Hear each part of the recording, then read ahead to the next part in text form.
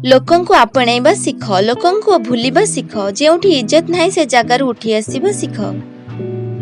मनीष कौन अटे? परिस्थिति द्वारा निर्मित होइतिबा एक कंढेई।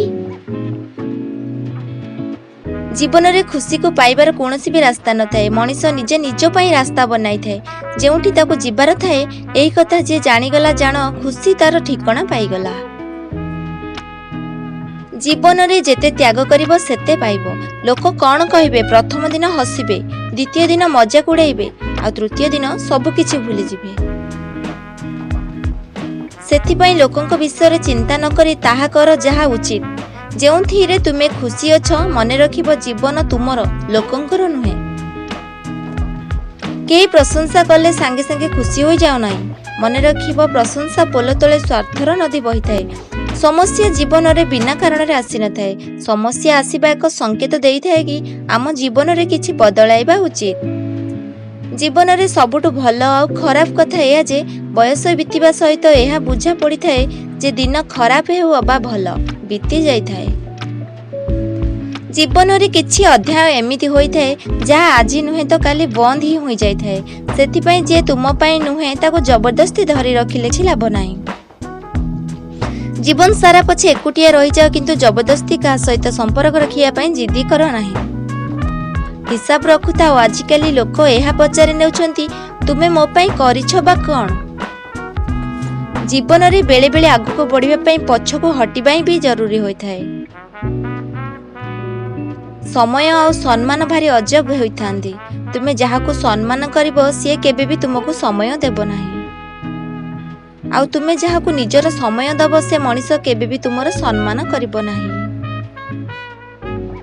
जति संभव होची सीधा सीधा मन करि दियो। काहाको निज पई केबे भी अपेक्षा करो नाही।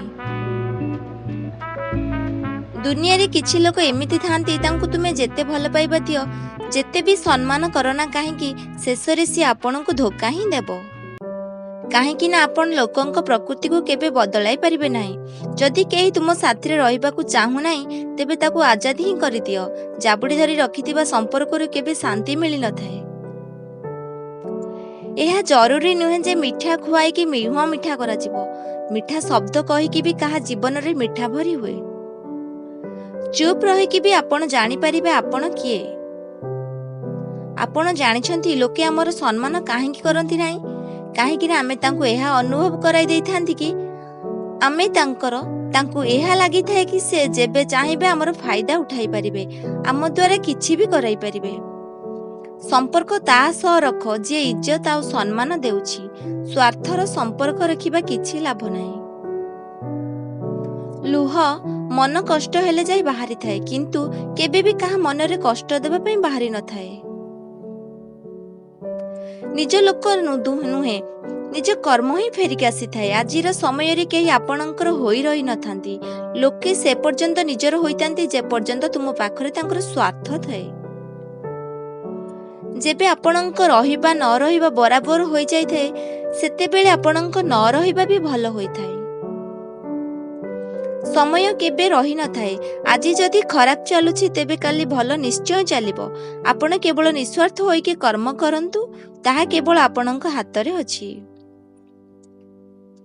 जीवन रे केते भी दुख आसु ताको देखि केबे निराश हो नाही कि भांगी पड़ नाही। काहेकि ना आपण जेते भी चेष्टा करि नियो दुख आपणक पीछा छाड़िबो नाही।